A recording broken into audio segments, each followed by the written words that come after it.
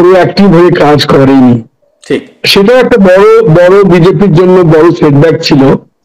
তো সেটার পরে যখন এই রেজাল্ট আসলো, তো যখন বিজেপির যে সিনিয়র লিডার্স ইনক্লুডিং নাড্ডা এবং এদের যে মিটিং ফিটিং হলো, তাতে আবার এরা রিকোয়েস্ট করলো যে আপনাদের ছাড়া তো পসিবল নয়, এটাই হচ্ছে গিয়ে ধর্মকে রক্ষা করতে হবে, তার জন্য আপনাকে 7% ভোটিং করতে হবে।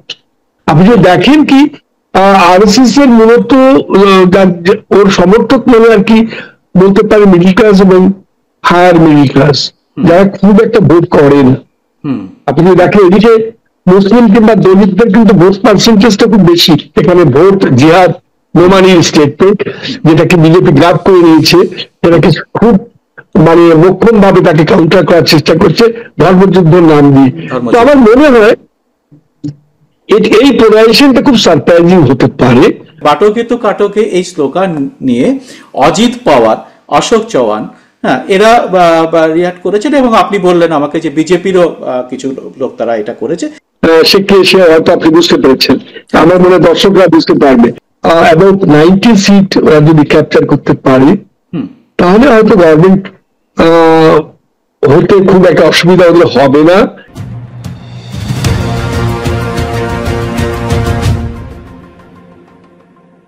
নমস্কার, সবাইকে খোলা আড্ডা অনুষ্ঠানে স্বাগত।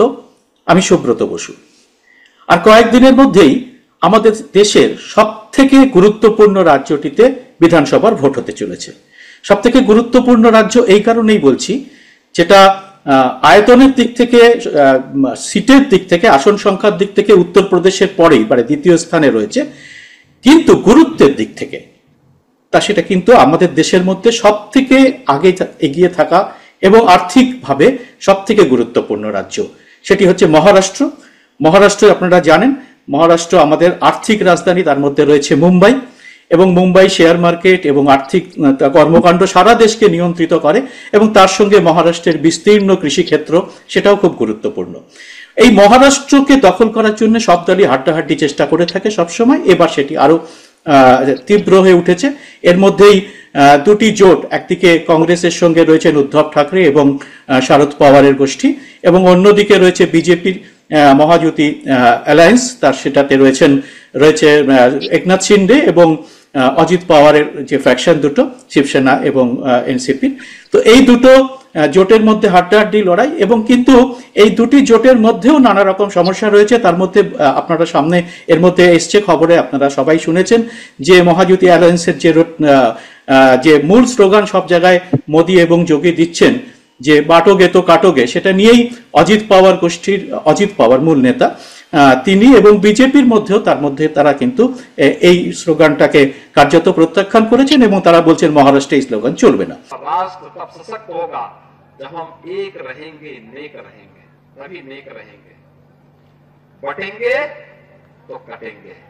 সব মিলে পরিস্থিতি বেশ চাঞ্চল্যকর হয়ে উঠেছে বলা যেতে পারে, এবং জমজমাট নির্বাচন হয়েছে। সেই জন্য আমি আমার দর্শকদের জন্য আজকে একজন খুব গুরুত্বপূর্ণ অতিথিকে আপনাদের সামনে হাজির করছি।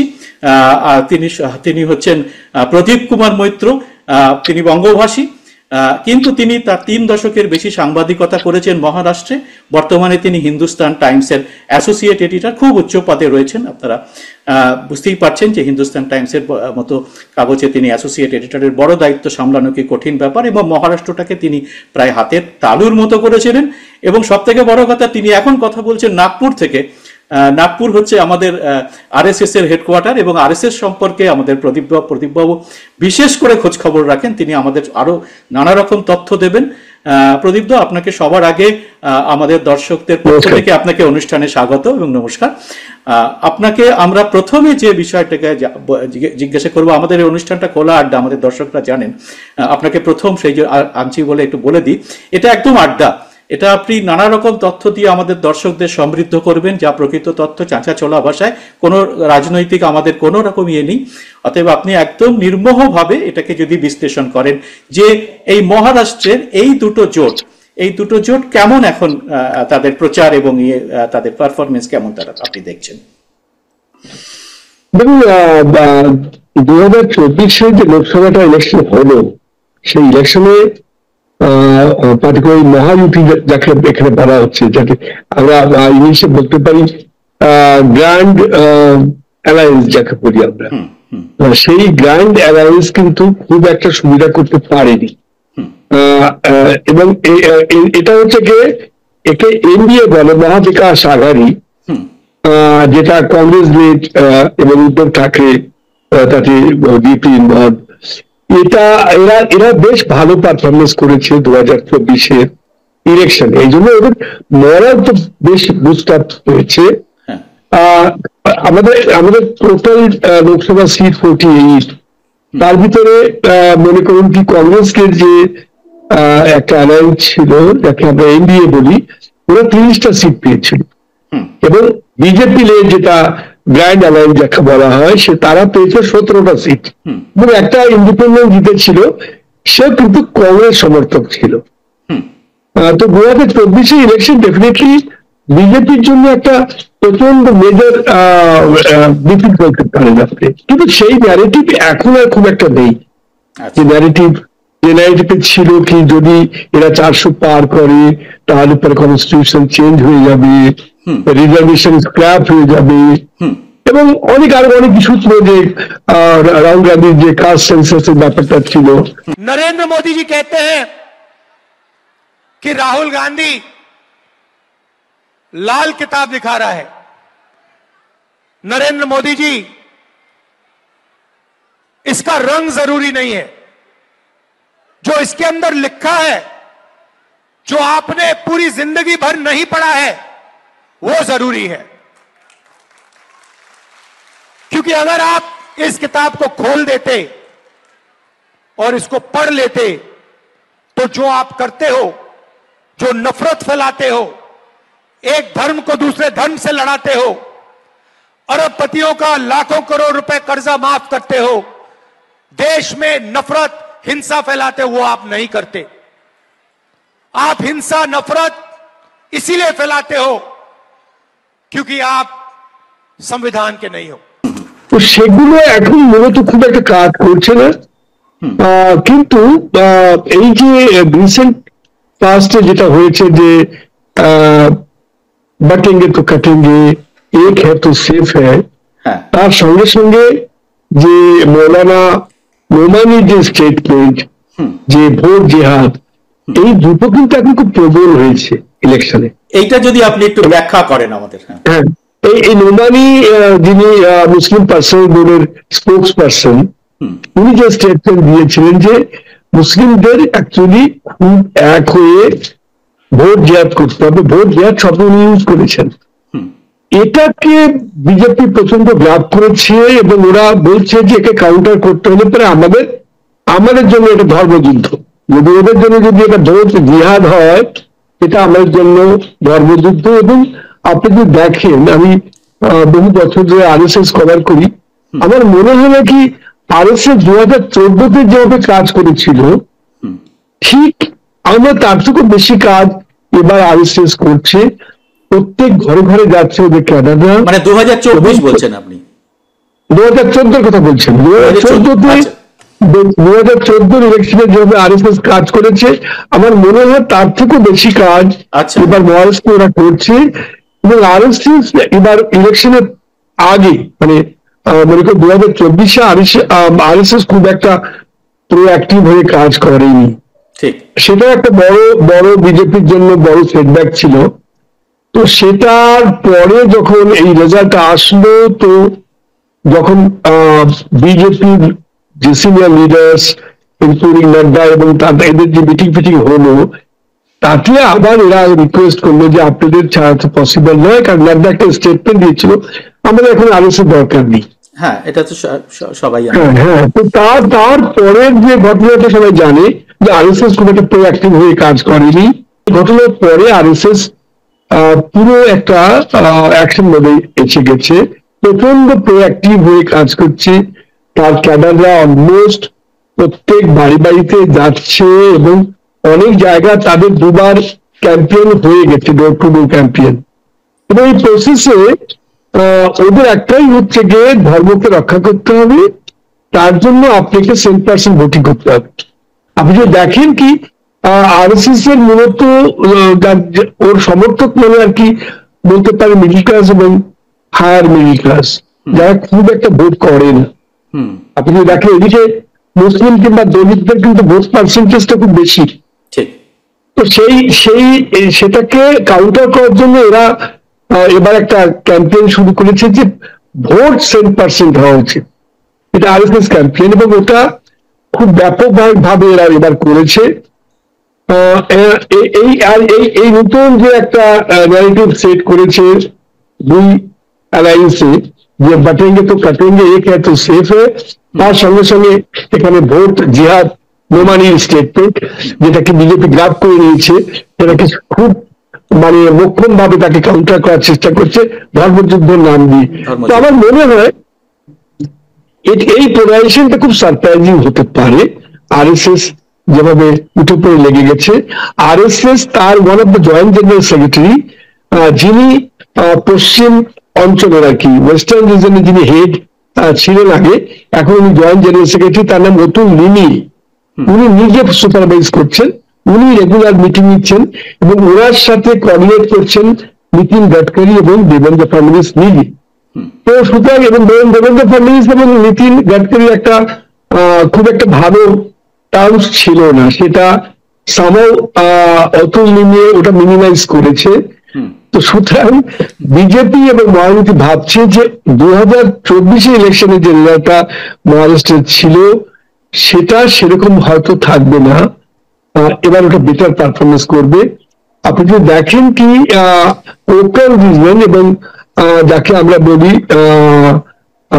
খানদেশ, দুটো রিজন, এই দুটো রিজনে বিজেপি একটু একটু বেটার করেছিল। কোকল মানে আপনি বম্বে থেকে শুরু করে আপনি রাস্তাগুলি পর্যন্ত এটা কোকল রিজন, ওই রিজনে বিজেপি একটু বেটার চলছে। বাকি রেস্ট অফ দ্য রিজনে বিজেপি প্রচন্ড হিউমিলেটিং ডিফিট ফেস করেছে। তো সেটাকে বাঁচানোর জন্য এবার কিন্তু আরএসএস ওদের সহায় সম্ভব। প্রদীপ, আমি একটা প্রশ্ন আপনাকে করব, সেটা হচ্ছে যে আমরা সম্প্রতি দেখলাম, কয়েকদিন আগেই যেটা দেখলাম সেটা হচ্ছে যে যেটা আমি মুখবন্ধেও বললাম যে এই বাটোগে তো কাটোগে এই স্লোগান নিয়ে অজিত পাওয়ার, অশোক চৌহান, হ্যাঁ, এরা রিয়াক্ট করেছেন এবং আপনি বললেন আমাকে যে বিজেপিরও কিছু লোক তারা এটা করেছে, তারা এটা মহারাষ্ট্রে চলবে না বলেছে এবং সেটা নিয়ে দেবেন্দ্র ফডনবিসও তার রিয়াকশন দিয়েছেন যে এরা তো সম্প্রতি এসছেন সেকুলার দল থেকে, তাই এদের একটু সময় লাগবে। এই বিষয়টা যদি আপনি একটু বিশ্লেষণ করে বলেন যে এদের অসুবিধাটা কোথায়, কেন অজিত পাওয়ার এটা বলছেন, কেন অশোক চৌহান এটা বলছেন, বা আপনি যেটা পঙ্কজ মুন্ডের কথা বললেন, এরা কেন বলছেন? দেখুন, অজিত পাওয়ার এর তো একটা প্রবলেম আছে, কারণ তার দুটো বড় সিনিয়র লিডার্স এনসিপি অজিত পাওয়ার ফ্যাকশন যেটা আছে, তার দুটো সিনিয়র লিডার, একজন হচ্ছে যে হাসান মুন্সিফ, তিনি মুসলিম, এবং নবাব মালিক, এই দুজন ভেরি সিনিয়র লিডার এনসিপি। তো তার মানে এটাও আছে যে মুসলিম সেগমেন্টসে অজিত দাদার একটা ইনফ্লুয়েন্স আছে, কিংবা সেই ইনফ্লুয়েন্সটা উনি মেনটেন করতে চান। তো সুতরাং উনি কোন রকমে মুসলিমদের অ্যান্টাগনাইজ করতে রাজি নন। সিমিলারলি বিজেপিতে একটা সাইজেবল সেকশন আছে যারা কিন্তু এই অ্যালায়েন্সটাকে একদম পছন্দ করেনি যে বিজেপির সঙ্গে এনসিপির কখনো আঘাত হোক। কারণ প্রথম থেকে তারা বলতেন যে অজিত পাওয়ারকে তো একসময় বিজেপি টার্গেট করেছে যে ইরিগেশন স্ক্যান্ডালে অজিত পাওয়ার ডিপলি ইনভলভ ছিল, এবং নিজে প্রধানমন্ত্রী নরেন্দ্র মোদী বলেছে 70,000 crore স্ক্যাম ছিল সেটা। অমিত শাহ তাকে জেলে পড়ার কথা বলেছিলেন।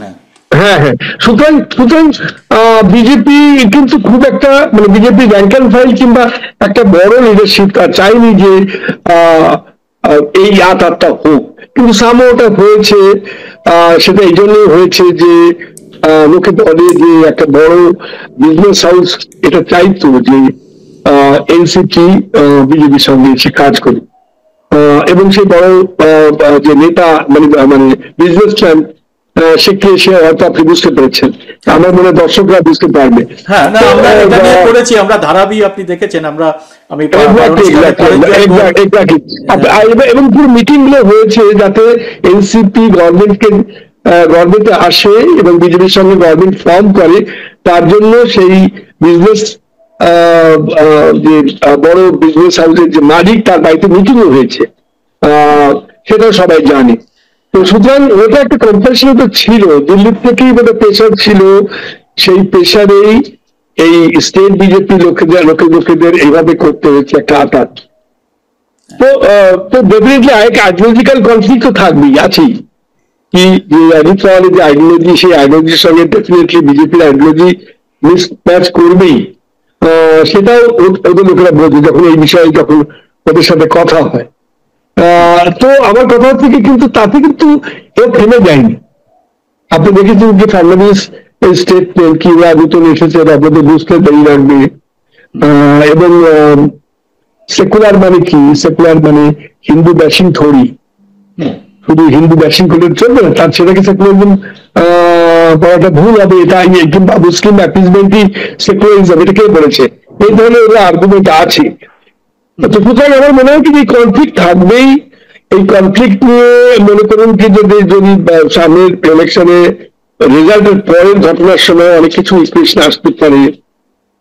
লোকেরা এটাও ডাউট করছে কি অজিত পাওয়ার সত্যি কি এদের সঙ্গে থাকবে, কিংবা একটা সেকশন এটাও বলছে যে ইলেকশন রেজাল্টের পরে এই ধরনের একটা ইকুয়েশন হতে পারে কি দুই এনসিপি বা একও হতে পারে। আচ্ছা, এবং এটাও হতে পারে যে জিনিসটা উদ্ধব ঠাকরে করেছিল 11 টাওয়ারে বিজেপির সঙ্গে, ঠিক ওই ধরনের ইকুয়েশন এটাও হতে পারে কি মাইনাস বিজেপি, সমস্ত এনসিপি আবার এক হয়ে গেল, সমস্ত শিবসেনা এক হয়ে গেল। তো এই ধরনের একটা ইকুয়েশন হতেও পারে কি, এভরিথিং ইজ পসিবল। তো এই কথা বলা হচ্ছে, কিন্তু সেটা মানে আর কি মানে ওভারঅল ইলেকশন রেজাল্টের পরেই লোকে বলছে এই ধরনের কিছু হতে পারে। কিন্তু বিজেপি যেটা ভাবছে যে যদি বিজেপি মনে করুন কি অ্যাবাউট 90 সিট ওরা যদি ক্যাপচার করতে পারে, তাহলে হয়তো গভর্নমেন্ট হতে খুব একটা অসুবিধা ওদের হবে না, এবং এই ধরনের ইকুয়েশনটাকে ওরা প্রিভেন্ট করতে পারবে। আপনি মহারাষ্ট্র নির্বাচন মানেই যেহেতু আর্থিক রাজধানীতে আমাদের ভোটটা হয়, যেখানে শেয়ার বাজার, যেখান থেকে সারা ভারতের অর্থনৈতিক কাজকর্ম প্রায় পরিচালিত হয়, তো সেখানকার নির্বাচন মানেই অর্থের খেলা। এবং আমরা এটা শুনেছি, আমি কালকেও প্রিয়াঙ্কা গান্ধীর বক্তৃতা শুনছিলাম, তিনিও বলেছেন জলের মতো টাকা খরচা করা হচ্ছে। তো এইটা আপনি কি দেখছেন আপনার চারপাশে, আপনি যেরকম ভাবে ওখানে রয়েছেন, যে অর্থের খুব একটা বড় প্রভাব কি ওখানে পড়বে? হ্যাঁ, প্রচন্ড প্রভাব আছে অর্থ। মানে আপনি সেন্সেক্স কিংবা ফাইন্যান্সিয়াল ক্যাপিটাল ডেফিনেটলি বম্বে, কিন্তু আপনি এটাও তো ভুলে যাচ্ছেন কি বম্বে আবার বলিউডও আছে। বম্বে বলিউডও আছে, সেই বলিউডকেও ইউজ করছে বিভিন্ন পার্টি ইলেকশনে ক্যাম্পেইনের জন্য। আজকেই নাগপুরে কঙ্গনা রানাওয়াতের বিরাট রোড শো ছিল। তো আমার মনে হয় কি যে এরকম পয়সার বোধ হয় এক্সপেন্সেস আজ পর্যন্ত বোধ হয় কোনো ইলেকশনে হয়নি, আমি ইলেকশন দেখেছি। এইটাই আপনি আমার এবং ইনসিডেন্টলি বিজেপি তো প্রচন্ড খরচা করছে, সে খরচার কোনো মানে আপনি ওটা অ্যাসেস করাই ডিফিকাল্ট। এবং আপনি যদি একটা লোকাল পেপার পড়েন তো দেখবেন কি এভরিডে আজকে 5 কোটি টাকা কোনো একটা গাড়ি থেকে পাওয়া গেল, কালকে 3 কোটি, পরশু 10 কোটি। এটা এভরিডে আপনি পেপারে দেখবেন জলের মতো টাকা খরচা হচ্ছে। পয়সার খেলা মানে প্রচন্ড পরিমাণে হচ্ছে। কিন্তু এই এনসিপি, শরদ পাওয়ার কিংবা আপনার উদ্ধব ঠাকরের শিবসেনা এবং কংগ্রেসকে মিলে যত খরচা হচ্ছে আমার তার থেকে বেশি খরচা বিজেপি করছে, প্রচন্ড। হ্যাঁ, এবং আপনি পেপার যদি দেখেন, নিউজ পেপার দেখেন কিংবা এখানকার যে রিজনাল যে টেলিভিশন যদি দেখেন, নিউজ টেলিভিশন, ওদের অ্যাড ভরা। আপনি টিভি খুলবেন, রিজনাল নিউজ শুনবেন, আপনি মানে মনে করুন কি 5 মিনিটের যদি নিউজ হয় তাহলে পরে 15 মিনিট তো অ্যাডস আসছে, অল অ্যাডস আর পলিটিক্যাল অ্যাডস। আর অলমোস্ট এই অ্যাড গুলো হচ্ছে কি বিজেপি এবং সিন্ধের অ্যাড এবং অজিত পাওয়ারের অ্যাড। এবং এবং মনে করুন কি যে এদের অ্যাড হচ্ছে মনে করুন অ্যাবাউট 80%, এবং মহাবিকাশ আঘাড়ি যেটা কংগ্রেস লেড অ্যালায়েন্স, তাদের হার্ডলি 20% হবে। তো পয়সার খেলা তো প্রচন্ড চলছে এখন। এই এই এই ইলেকশনে আরেকটা খুব ইন্টারেস্টিং, মানে যেরকম একটা কম্পিটিশন চলছে, কি কত ভোটার্সদের কত সাবসিডি দিতে পারে, কনসেশন দিতে পারে, তারও একটা খেলা চলছে। যেরকম লাডলি বাহিনী যোজনা, যেটাকে মানে মানে বিলাভড, আপনি বলবেন বিলাভড সিস্টার স্কিম, বা আমাদের পশ্চিমবাংলায় লক্ষ্মীর ভান্ডার, লক্ষ্মীর ভান্ডার, এই এখন ইলেকশনের 2 মাস আগে শুরু করেছে, 1,500 টাকা করে দিচ্ছে এই প্রেজেন্ট গভর্নমেন্ট, শিন্দে গভর্নমেন্ট। তো কংগ্রেস ওর ম্যানিফেস্টোতে বলেছে যে আমরা যদি আসি আমরা 3,000 দেবো, ডাবল দেবো। এরা 1,500, আমরা 3,000 দেবো। এবং তারপরে বিজেপির ম্যানিফেস্টো বেরিয়েছে, ওরা বলেছে আমরা এই 1,500 থেকে আমরা 2,100 করে দেবো। তো যদি এই ধরনের যদি কম্পিটিশন হয়, অলরেডি আপনাদের 2 টাকা করে চাল দিচ্ছেন, মানে ফুড সিকিউরিটি নাম দিয়ে 1 টাকা করে গম দিচ্ছেন, তারপরে ডাল সস্তায় দিচ্ছেন, চিনি সস্তায় দিচ্ছেন, এবং খুব সাইজেবল 80% পপুলেশন, 60 to 80% পপুলেশনকে আপনারা এটা দিচ্ছেন। আপনি যে গ্রামাঞ্চলের জন্য আপনি লেবার পাবেন না, তো সবাইকে বসিয়ে খাওয়াচ্ছেন। অলরেডি প্রাইম মিনিস্টার 6,000 যে সম্মান নিধি বলে কৃষক, মানে ফার্মারদের আমরা দিচ্ছি, তো তারপরে আমাদের স্টেট গভর্নমেন্ট আরো 6,000 টাকা দিচ্ছে। তার মানে অলরেডি ফার্মারকে আপনি 1,000 এভরি মান্থ দিচ্ছেন, তারপরে 1,500 আপনার এই বিলাভড সিস্টার স্কিমে দিচ্ছেন। তারপরে আপনি মনে করুন কি আবার বলছেন কি যে পাওয়ারে আপনি এতখানি সাবসিডি দেবেনি, এতখানি পয়সা আপনার লাগবে না। তো এই পুরো প্রসেসে যদি আপনি একটা জেনারেশনকে কিন্তু বসিয়ে খাওয়াচ্ছেন, একটা এই ওয়ার্ক কালচার পুরোটাই কিন্তু বন্ধ করে দিচ্ছেন। এই বিষয়ে কেউ ভাবছে না, তুমি এটা করছো তো আমি তোমার থেকে আরো বেশি করিয়ে দেখাবো। এখন প্রশ্ন হচ্ছে কি যে এইগুলো কি আমাদের মহারাষ্ট্রের যে টোটাল যে অ্যানুয়াল আউটলে, এটাকে কোপ আপ করতে পারবে? মনে করুন কি 3,000 করে যদি দেওয়া হয় আর কি লক্ষ্মী ভান্ডার স্কিম আপনাদের ওখানকার, তার রিপ্লিকা এখানে যেটা আছে, তো ভার্চুয়ালি আমার মনে হয় কি about 1 lakh crores every year আপনাকে এই সুদের জন্যই ডিস্ট্রিবিউট করতে হবে, not less than 1 lakh crores। তো আপনি এই পয়সাগুলো কোথা থেকে পাবেন, কত আলটিমেটলি সাধারণ লোকের পয়সা নিয়ে যাবে এটা। তো তো তো আমার মনে হয় কি যে এগুলো কিন্তু যারা মিডল ক্লাস বা আপার মিডল ক্লাস লোকেরা এটা এ বিষয়ে আলোচনা করছে, যে এই যে সিলি কম্পিটিশন চলছে, এটাও কোনো না কোনো প্লেনে বন্ধ হওয়া উচিত।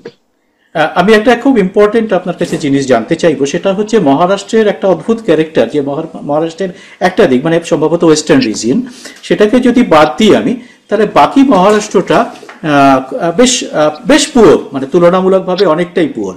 এবং বড় কয়েকটা শহর যদি আমরা মহারাষ্ট্রকে যদি আমরা তুলে নিই, যেমন নাগপুর, পুনে বা মুম্বাই, তাহলে মহারাষ্ট্রের হয়তো জিডিপিটা প্রায় উত্তরপ্রদেশের কাছাকাছি হয়ে যাবে। তো সেক্ষেত্রে সেখানে ফার্মাররা, সেখানে বারবার আমরা এডুকেশনের কথা শুনি, এবং ফার্মারদের তারা যে মিনিমাম সাপোর্ট প্রাইস পায় না, সেই আন্দোলন হয়। তো এইটা কি এবারের ভোটে কোনো রকম ভাবে কোনো প্রভাব ফেলার কোনো রকম সম্ভাবনা আছে? না, দেখুন এই রেগুলেটিভ প্রাইস যেটা আছে সেটা একটা ইস্যু। গ্রামাঞ্চলে আপনি গেলে পরে বুঝতে পারবেন যে ফার্মার্সরা প্রচন্ড ডিস্ট্রেস। আমরা খবর শুনি নাসিকের পেঁয়াজ আমাদের খুব আসে, পেঁয়াজ এবং এখানকার র কটন, আমাদের বিদর্ভের র কটন কিংবা অরেঞ্জ যেগুলো আপনারা পান। তো ডেফিনেটলি ফার্মার্সরা তো প্রচন্ড একটা মেসে আছে, এবং তারা তাদের যে রেগুলেটিভ প্রাইস সেগুলো ঠিক মতো তারা পায় না। কিন্তু কথা হচ্ছে কি যে এগুলো যতখানি এর ইম্পর্টেন্স হওয়া উচিত ইলেকশনে, সেই ইলেকশনে এগুলো হচ্ছে না।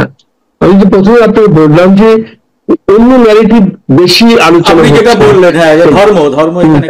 ধর্মটাই বেশি ওখানে। তার প্রধান কারণ হচ্ছে গিয়ে র কটন ঠিক মতো তার দর পাচ্ছে না, কিংবা তার কোনো মার্কেট খুব একটা নেই। এবং এগুলো সব কিন্তু ডিপেন্ড হচ্ছে আপনার এক্সপোর্ট ইম্পোর্ট পলিসির উপরে। মনে করুন কি আমাদের মহারাষ্ট্রে এবার খুব বেশি, বেসিক্যালি এই রিজনটা ব্ল্যাক সয়েলের রিজন, তো এখানে কমলালেবুটা আর র কটনটা খুব বেশি হয়। आपको याद होगा कि कपास का रेट कितना होता था कांग्रेस के समय में? 8,000 रुपए मिलते थे, अभी 6,000 रुपए हैं। कपास का आयात करके आपके कपास का दाम घटाया है। ये हैं इनकी नीतियां। 10 सालों से सोयाबीन का रेट का जो दाम है वो बढ़ा नहीं है। कांग्रेस के समय में 7,000 8,000 रुपए होता था, आज 4,100 रुपए है। तो आप ही सोचिए कि आगे बढ़ने के बजाय आप पीछे हट रहे हैं।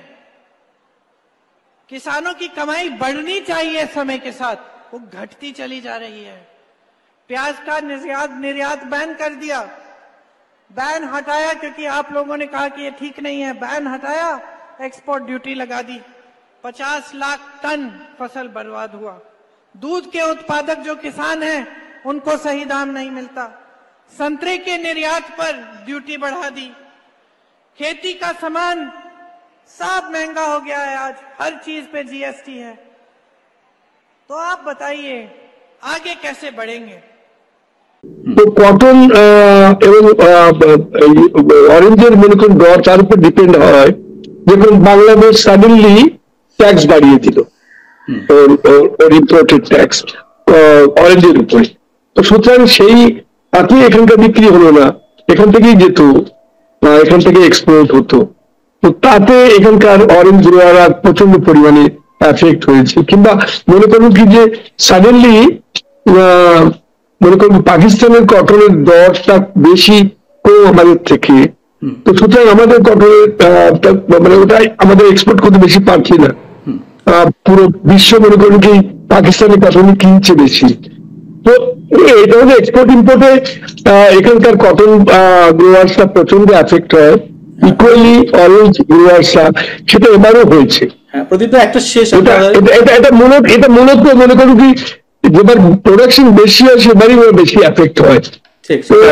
এই জন্য আমাদের মনে করি আমি এবার একটু পরের ধাপে, একদম সময় প্রায় শেষ হয়ে এসছে, খুব সংক্ষেপে জানতে চাইবো যার জন্য যে আমরা মানে এই বারবারই এই ইস্যুগুলোকে দেখে, আপনি যেটা বললেন ধর্মের ইস্যু, এই সমস্ত ইস্যুগুলোকে সামনে আসে, কিন্তু মানুষ, সাধারণ মানুষ, তারা তাদের ভাবনাটা আপনি কিভাবে ফিল করছেন? তারা কি এই ব্যাপারটাতে খুব খুশি যে এরকম ধর্ম বা এরকম অন্যান্য ইস্যুকে, যেগুলো খুব আসল ইস্যু নয়, আমরা ভোটে যেগুলো ইস্যু হওয়া উচিত সেগুলো বাইরে গিয়ে কিছু হচ্ছে, হওয়া উচিত? একদম না। লোকেরা আপনি যদি দেখেন কি গত 20 বছরে মহারাষ্ট্রে খুব একটা বড় ধরনের কোনো ইন্ডাস্ট্রি আসেনি, তো লোকেরা চাকরি পাচ্ছে না। আমি যেখানে আপনার সাথে লাইভে কথা বলছি, নাগপুরকে ধরুন, নাগপুরের সেকেন্ড জেনারেশন যারা আছে, আমার ছেলে মেয়েরা কিংবা সেকেন্ড জেনারেশন ছেলে মেয়েরা, কেউ নাগপুরে থাকে না, কেউ পুনাতে থাকে, মনে করো আইটিতে, কেউ হায়দ্রাবাদে, কেউ ব্যাঙ্গালোরে। তো একটা জব তো খুব বড় ইম্পর্টেন্ট, কিন্তু ওটা বড় ফিগার হচ্ছে না ইলেকশনে। একটা ইস্যু বারবার ওঠে, সেটা হচ্ছে গুজরাটি আর মারাঠিদের যে একটা যে টাস্ক, হ্যাঁ, সবাই বলে যে মুম্বাইতে এটা খুব ভীষণ পরিমাণে আছে, যে মারাঠিরা চায় না যে গুজরাটে সমস্ত শিল্প চলে যাচ্ছে বলে তাদের একটা অভিযোগ আছে। তো এইটা কি এবার ওটা কোনো প্রভাব ফেলবে? না, দেখুন কি হয়েছে, ওটা প্রকৃত একটা বড় কারণ হচ্ছে কি, এটা এই অফলেটে বেশি এসেছে। আপনি দেখেন যখন ইউনাইটেড মহারাষ্ট্রে যখন স্ট্রাগল শুরু হয়েছিল, আন্দোলন হয়েছিল, সেই আন্দোলনে মনে করুন কি বহু মাঝি লোক ইনভলভ ছিল। যে ওই সময় মোরারজি দেশাই বম্বে প্রেসিডেন্সির উনি ওই সময় চিফ মিনিস্টার ছিলেন। তো তখন একটা ডিমান্ড হয়েছিল কি যে বম্বে, তখন তো মুম্বাই ছিল না, বম্বে গুজরাটের ক্যাপিটাল হবে, ওটা গুজরাটের ক্যাপিটাল হবে। তাই নিয়ে আন্দোলন হয়েছিল যে গুজরাটে যাবে না ওটা। কারণ আপনি যদি ইভেন নিউট্রাল ভাবেন অ্যাকচুয়ালি কি বম্বে শিবাজির কোন ইতিহাসে আপনি দেখবেন নাকি বম্বে শিবাজি রাজত্ব ছিল। ঠিক ঠিক। তো শিবাজি রাজত্ব ছিল কোকন বেল্টে এবং আমাদের পুনা সাইড। তো এই জন্য দেখবেন যে পুনাতে মানে বম্বেতে বেসিক্যালি যারা ফিশারম্যান তাদেরই একটা এরিয়া ছিল, এবং পরে গুজরাটি বিজনেসম্যানটা খুব ছিল। তো এই গুজরাটি এবং মারাঠির ভিতরে এই যে একটা দ্বন্দ্ব, এটা কিন্তু ওই পিরিয়ড থেকে এসেছে, যখন থেকে ইউনাইটেড মহারাষ্ট্রের স্ট্রাগল ছিল। তো অপরিটি কি হয়েছিল যে একটা বিজেপির সাথে যখন এদের আজ থেকে 30 বছর আগে যখন অ্যালায়েন্স হলো, তো ওরা গুজরাটি লোকদের অ্যাকসেপ্ট করে নিয়েছিল। কিন্তু এই ন্যারেটিভটা যখন 2019 থেকে যখন উদ্ধব ঠাকরে বিজেপিকে ছেড়ে কংগ্রেসের সাথে জড়িত হলো, তখন কিন্তু এই ন্যারেটিভটা প্রচন্ড পরিমাণে ওরা কয়েন করার চেষ্টা করলো যে এখানে সবকিছু গুজরাটে চলে যাচ্ছে। কিন্তু হয়তো এরকম নয়। মানে আমার মনে করেন কি যে ওরা বলছে যে রেলওয়ে, ওয়েস্টার্ন রেলওয়ে হেডকোয়ার্টার আহমেদাবাদে হওয়া উচিত, যেটা বম্বেতে আছে। আমি নাগপুরে বসে আছি, তো সেন্ট্রাল রেলওয়ে হেডকোয়ার্টার কিন্তু বম্বে। তো বম্বে তো ওয়েস্টার্ন এরিয়াতে, তো সেন্ট্রাল রেলওয়ে হেডকোয়ার্টার বম্বে কি করে হবে? তো এই ধরনের অনেক কিছু জিনিস আছে যার যুক্তি যোগ্য নয়। তো সেগুলো চলতেই থাকে। কিন্তু বম্বেতে কি হচ্ছে, এই প্রসেসে এন্টায়ার গুজরাটি কমিউনিটি এটা প্রো বিজেপি হয়ে গেছে, যেটা হয়তো আগে ছিল না। এই জন্য মিলিন দেওয়ার মতো লোকেরা যারা খুব কঠোর কংগ্রেসি ছিল, তারাও কিন্তু এই দিকে এসে গেছে, এমপি উদ্ধব ঠাকরের যে গ্রুপটা আছে ওইদিকে পৌঁছে গেছে। তো এটা এই ধরনের একটা লাইন কিন্তু বম্বেতে এসে গেছে।